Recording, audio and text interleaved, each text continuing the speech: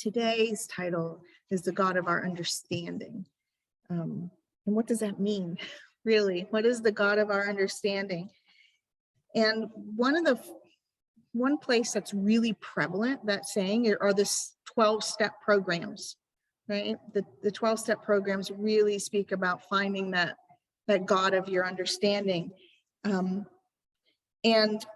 12-step program, oh, this is a quote, I forget which manual I took it from, but it's from one of the 12-step program books. It says, "We admitted we were powerless over our addiction, that our lives had become unmanageable. Come to believe a power greater than ourselves could restore us to sanity. Made a decision to turn our will and our lives over to the care of God as we understand God." Now, one of the very first people, to start these 12-step programs was Bill Wilson and Robert Smith, and they're the ones that started the Alcoholics Anonymous. And they, Akron, Ohio, claims that as the starting point.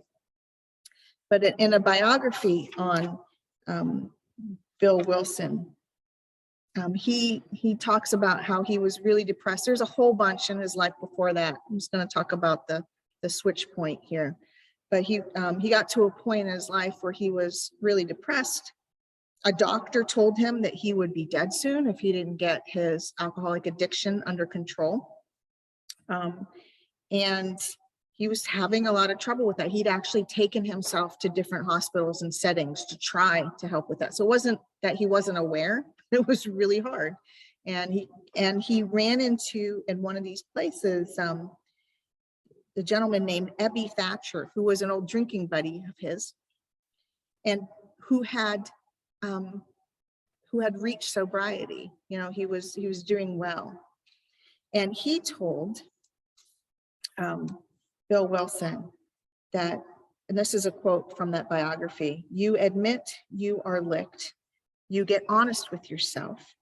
You pray to whatever God you think is there, even as an experiment." And again, there's no push to you have to look at it this way or that way. And Bill Wilson said he'd try anything. So of course he's going to try this. And his prayer, his talk to God was, if you're out there, show yourself. That's what it was. If you're out there, show yourself. That was the prayer. And this is a quote from the biography. "Suddenly," he related, "the room lit up with a great white light. I was caught up into an ecstasy which there are no words to describe.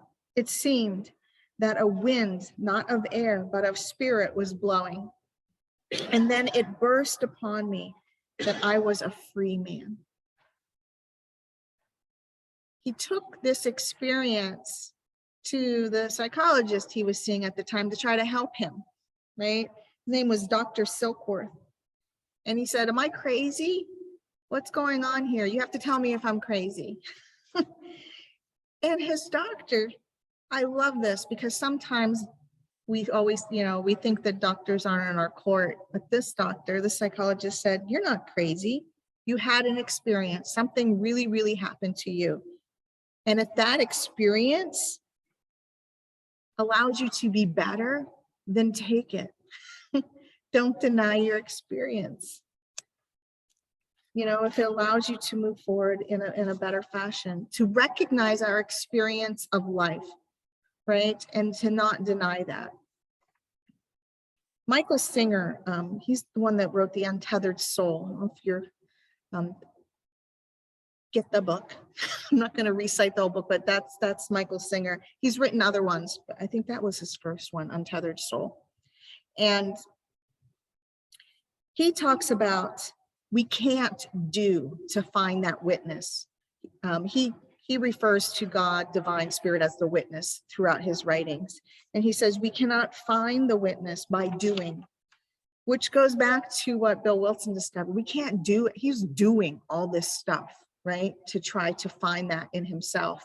And it was just when he sat down and said, I need to be shown, and did nothing, right, and went into observation mode and had an experience.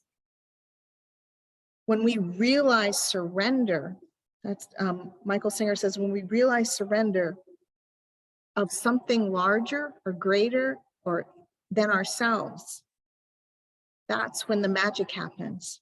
And really that realization is life, right? It's recognizing our actual life as that experience moment. We allow life to unfold. We're willing to be a full participant in life. We're not arguing with life and saying that it's mean to us, or that it's, or that we got it going on because, we're swimming in an ocean of loveliness right now. It's like recognizing that all of life is God, is spirit, is Christ, is divine. All of that is life. So God equal life, witness equal life, Christ equal life, you equal life. Because you're the one that's aware of it and recognizing it, right? If you're recognizing it, then you are what it is. The observation itself, the observation itself is that moment. Bill Wilson observed all of this happening around him, and he was able to surrender to the moment. We observe everything around us all the time. Are we willing to surrender to the moment, any moment? Are we willing to observe it for what it is? I want to read you this little story here. This is from the book Self-Empowerment. I'm sorry?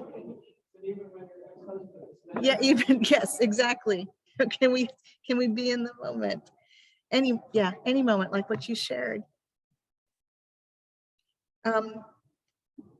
This is a little story from the Self-Empowerment book. A woman identified strongly with her Native American heritage. She often stopped to rescue turtles on the highway. One day she ran over a turtle. Crying, she recounted the story to her mother and young daughter. And she asked, what am I supposed to learn from this? Why does this happen? Instead of some mystical variation on stuff happens or the Lord works in mysterious ways, her daughter said, Mom, you're supposed to learn to watch the road. The child's simple statement helped her mother. Learning to watch the road as part of this, our observation of life. Only when we observe, when we are willing to be in the moment, right? It's not a big lesson. It's an experience. We always want, who are we? Why are we here? What's going on?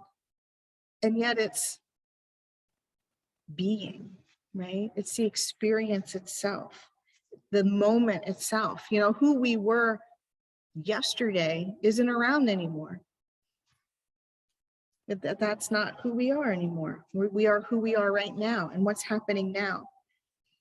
In the next few weeks on Sunday evenings, and for those of you in the building, I'll get you a way to listen to that from home if you want. But there's going to be a 12-week program here about unfolding and harmonizing. So recognizing and being with, educating our spirit and cultivating our intentions and recognizing our intuition as the way that we access all of life. Harmonizing our temper and our talents. Recognizing that play is a necessity of life, not being so serious all the time. If we close our eyes, when we close our eyes, what goes through our mind? Who are you in that moment? Why are you here? And then how do you know? How do you know? It's the how do you know that's important. It's that recognition of knowing that we are here, and that knowing is your God essence. What is recognizing all your thoughts, all your emotions? It's life, right?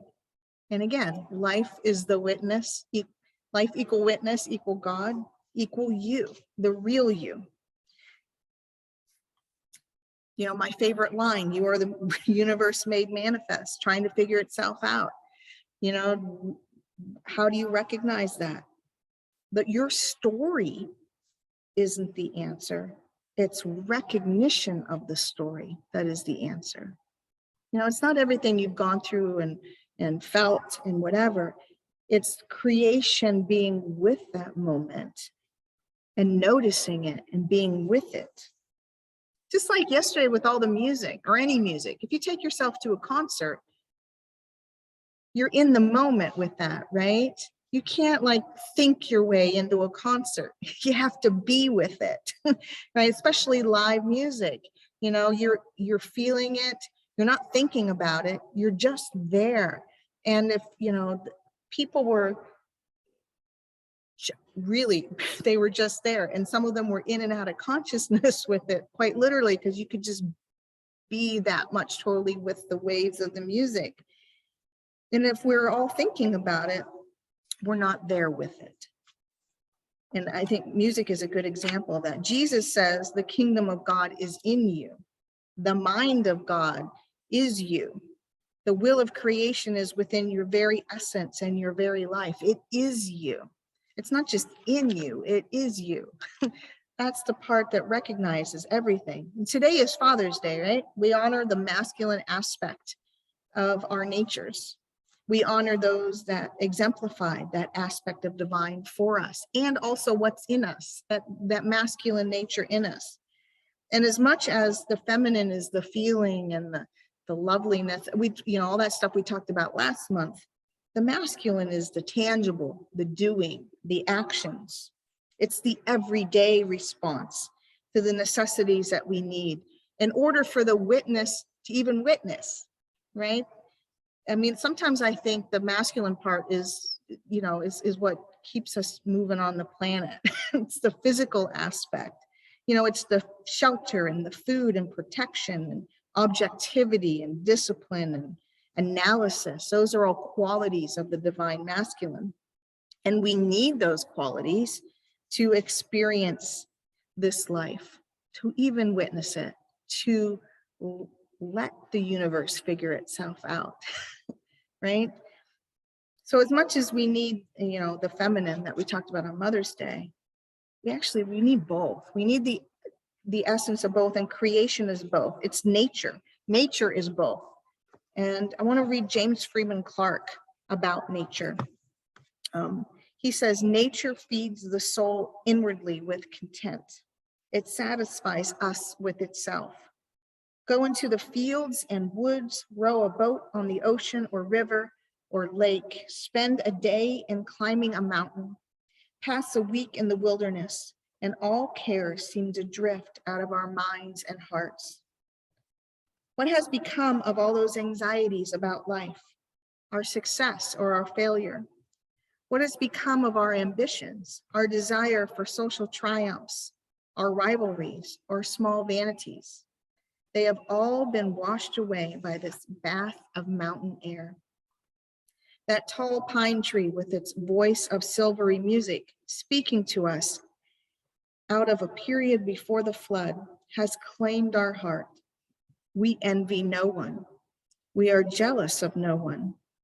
Or when by night we watch the stars and study the vast constellations, then we see through a telescope the double stars, purple and gold, shining like emeralds and rubies in the immense depths of the sky. When we see the nebula composed of million solar systems, but seeming like a soft cloud in the profound abyss of our space, our anxieties, our hearts, our foolish fears, our fond desires pass away from us. What moral training can do, this communion with God in the universe, of nature accomplishes, of recognizing our own nature. True observation is informed by love, which allows us to see everyone as each individual really is. The mask drops off, and through love, we develop compassion for all those around us. Many of us go through the streets and see hundreds of faces and never notice them. Yet Spirit has made each human face with its own separate expression, its own story. In each one is written a prophecy of possibilities, a history of successes and failures. Aren't these worth noticing?